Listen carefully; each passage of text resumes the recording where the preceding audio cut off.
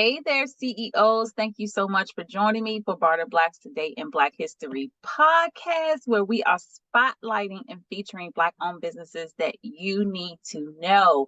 I am so happy to be here today with Jillian Love, who is the owner of Lovelution. Hi, Jillian. How are you? I'm hanging in, it's Black History Month, so there's a lot we're navigating this month. Finding the joy. Yeah, thank you so much for being here. So let's just start out with what Lovelution is and what it's all about. Yeah, thank you so much for having me here.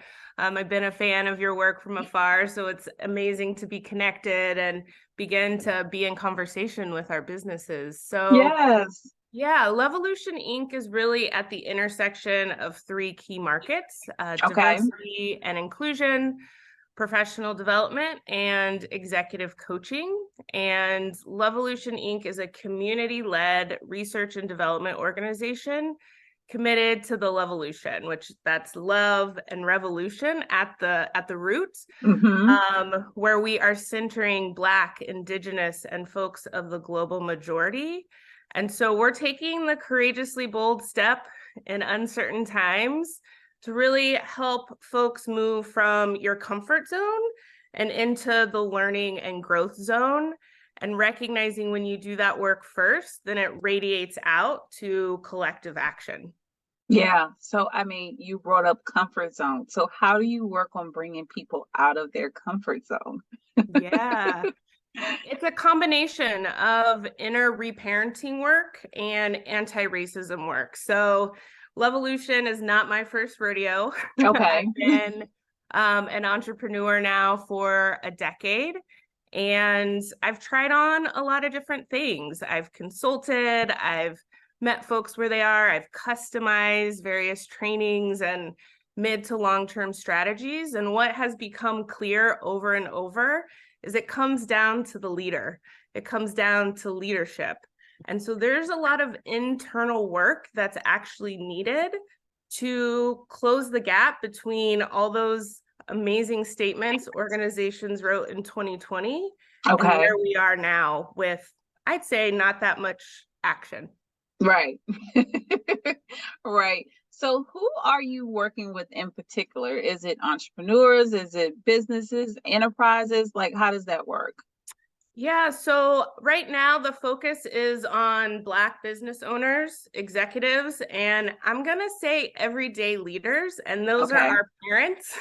So many of us are at the intersection, right, of leading by day and leading all the time for our kiddos, and especially our Black kiddos where we have to be very vigilant in our classrooms and our schools and our communities. So it's for us too. Yeah. So I'm going back on what you mentioned, the parents. How do we start to revolutionize? I don't even know if you said that before. Yeah, I love it. How do we start to do that with our children? Yeah, well, I'll just share from my own how I'm leading by example. So right now, I resisted the urge for quite some time to be part of my kiddos' PTA. We also have an African American unity group, and there's an immediate call to have one person lead. And what I knew to be true is that I didn't have the capacity to be the leader. And so there were three of us, three Black mamas who also have full-time jobs and a side gig or two, right? Where we were like, we could do this if we do it together, right? Gotcha. And so we're a triad. And so there's some times where two of us can show up to a meeting like last night, and sometimes all three of us can be there. But ultimately, we're trying to teach, model, relearn that it doesn't have to be one person holding the burden. Yeah. I love that you said that, because when I'm doing this podcast to support entrepreneurs, and a lot of times entrepreneurs feel like they have to do it all alone. So I think it goes back to that too. And you'll hear me say this throughout this podcast: entrepreneurship is not supposed to be done alone. It's supposed to be done together. Like, we get so much further when we're doing things together. So I kind of want to know what your story is behind Lovelution. Like, what made this your passion? What made you want to start this and bring it forth into, other people's lives? Absolutely. So my work has really been in the thread of organizational development, human development, and that's taken on really the form of being a data goddess at many organizations, learning how to tell a story with both quantitative and qualitative data. And then about 4 or 5 years ago, I saw a real gap in one organization that I was working with, where it was clear we had many equity challenges, but no one person was in charge of focusing or coordinating those efforts. Okay. And so that expanded into the business that I closed at the end of last year, Mama J Love Consulting, where I focused on justice, equity, diversity, inclusion strategy, long-term strategy. And so I got to focus with 5 organizations over a 4-year period, doing really deep work. So I was in the trenches, so to speak, right? But with multiple organizations. And in that process, during that process, I began to wake up to the workplace harm and trauma that happens in this work. DEI is innately anti-Black. And I think that's the conversation we need to start having when so many of us that look like you and I and folks that have been on this podcast are being asked to do this work, and we feel called to do the work. And then we're like, what did we get ourselves into? Because no one believes us. And at the root of that, it's because these systems are designed to be anti-Black. So through that journey of healing the last 2 years and stopping the hamster wheel of juggling all the pieces of work, and really centering in on what I needed to move forward authentically, birthed Lovelution. I love it. It's always, something in our lives that brings us to that passion that we have, that we can turn into some sort of business and love that we're doing it. So tell us about the different trainings that you offer. Yeah, so really at the center of what we do is one-on-one and team liberatory design and coaching. Okay. And so part of what I've been honing in on during this period of time is that I'm one piece of the puzzle. I'm a designer at heart. I love data. I love facilitating transformational experiences. And I can't be the one to fully move the needle for a leader or for an organization or business. I'm a thought partner. I'm a strategist. And so really helping folks see that there is another way possible. I think oftentimes in our healing journeys and our desire to do something different, we still are looking for a blueprint. And so designing a blueprint that's specific to the individual is really important to me, just like we create plans for our kiddos, right? And create plans for our businesses. We as leaders need a plan for how we're going to align with our values and these missions that we create, right? In our everyday lives. So it's the one-on-one and team coaching. And as of this morning, my radical offering that I'm most excited about is anti-Blackness audits, recognizing that even as a Black business owner, there are ways that we perpetuate the systems that we are very much trying to disrupt, right? And so I think folks don't know what they don't know. And so coming in and looking at your website or a foundational document is really where I want to help folks so that they understand that there is work to do, and that's okay. And then I'm also partnering with another Black mama, Jade Desire Consulting, to create a group program for Black mamas, aunties, our aunts, our birthing individuals, because we need support for each other, by each other, to really heal. Yeah. So I mean, your audits were definitely on my list to ask about. What specifically, I know you said websites and things, but what are you looking for when you're looking at someone's website when you do the audit?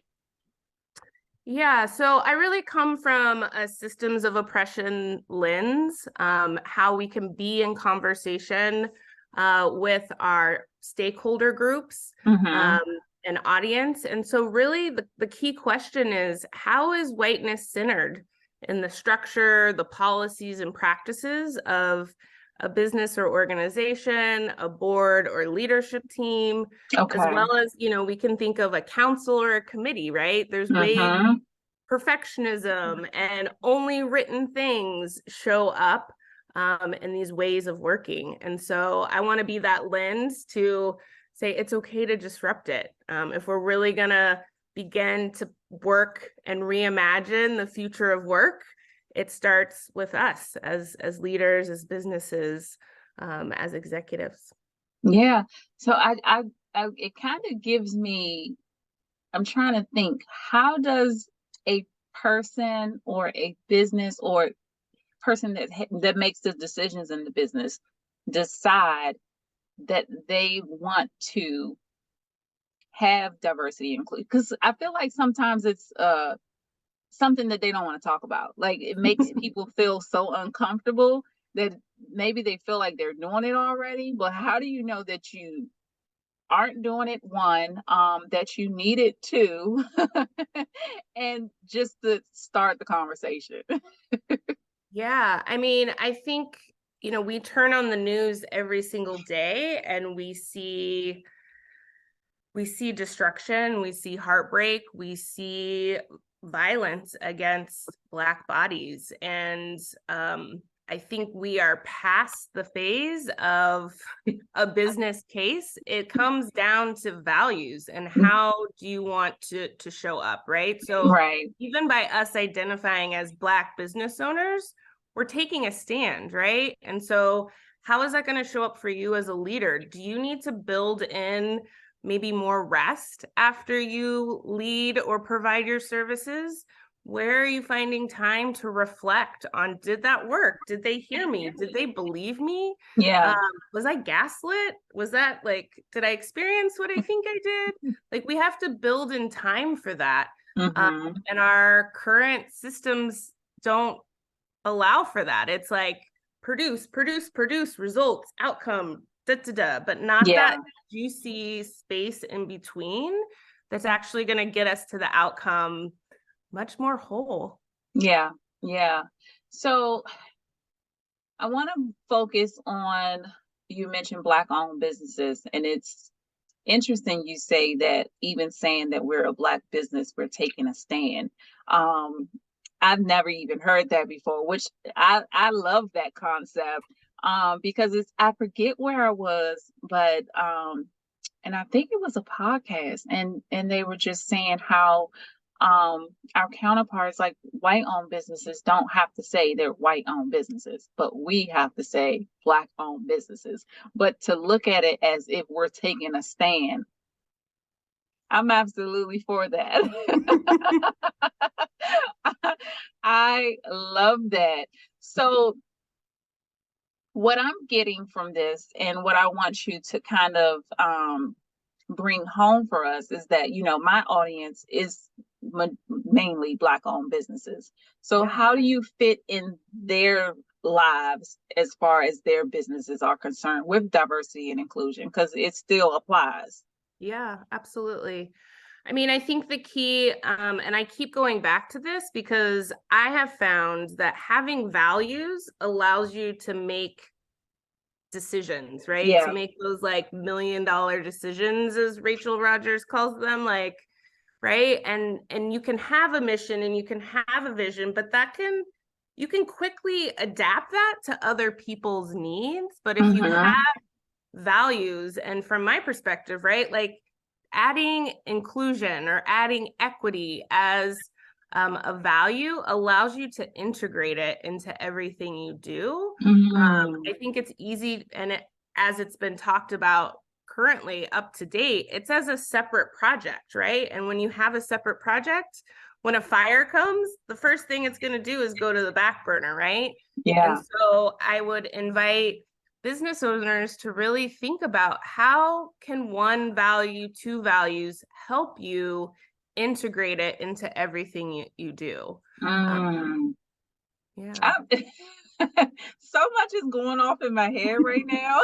I'm trying to think. I love it. I never thought about including diversity and inclusion in my business as some of my core values. Like, it just never dawned on me. So I hope that everyone watching and listening, some light bulbs are going off as well, because this is absolutely amazing. So tell everyone where they can find you. Yes. I think they should be searching at this point. I love it. So I'm really in a season of centering email and my podcast. So you can join the Justice and Joy weekly series, which is a series for any leader in any sector ready to dismantle business as usual and co-design justice and joy. I also have a podcast where you can find on Spotify or Apple Podcasts. That's called the Beyond Allyship Podcast, Reimagining the Future of Work. Because I believe in this time, we need to include joy in the process. This work can feel heavy, and it will at times, and we always find the joy in it, right? The joy in our resilience, in the justice that we do find in our daily lives and in communities like this. So thanks for having me. Oh, no problem. And I was going to ask you about the podcast anyway, so I'm glad you mentioned I'm glad you mentioned that. So definitely check her out. Before we go, I want to give everyone a chance to shoot their shot at you. So what types of things do you need in your business right now that you wouldn't mind bartering for? Yeah, so the thing that I'm really needing in my business is twofold. I'm looking for a virtual assistant to help with some of the behind the scenes that I know it's time I get help with. I'm also, and it sounds like a similar theme that I've heard in previous episodes, but the social media part, a social media maven, right, that loves messaging. Because that's really been my Achilles heel. I spent like all last year focused on it, and I can do anything, right? We can do anything we put our mind to, and I want to serve folks to do this unlearning, and really show up as our authentic selves. And I can't do both. So if marketing is your thing, I have a brand that's fabulous, ready to pick up and work some magic with. So LinkedIn and Instagram are my favorite spots to push out to social channels. Okay. And I'd love help doing so. Okay, you heard it here. Social media. And that virtual assistant. Everyone wants that virtual assistant. So you better shoot your shot, get some great team coaching, diversity and inclusion, all the good things that she has to offer. I'm super excited. Thank you so much for being here, Jillian. I really, really appreciate it. Such a pleasure. I'm excited to bring culture work to Black business owners and really highlighting that us showing up as ourselves is part of the work, and we get to highlight that and show it as our superpower. Yeah, unapologetically. I love it. I love it. So thank you so much, everyone, for watching and listening, and we will be back here tomorrow for another episode of Today in Black History, because we are Black history, and we are creating Black history because we are leaving legacies behind. I want everyone on this podcast, everyone watching this podcast, to leave some type of legacy behind. Thank you so much again, Jillian. I really, really appreciate it. Have a good one, everyone. All righty.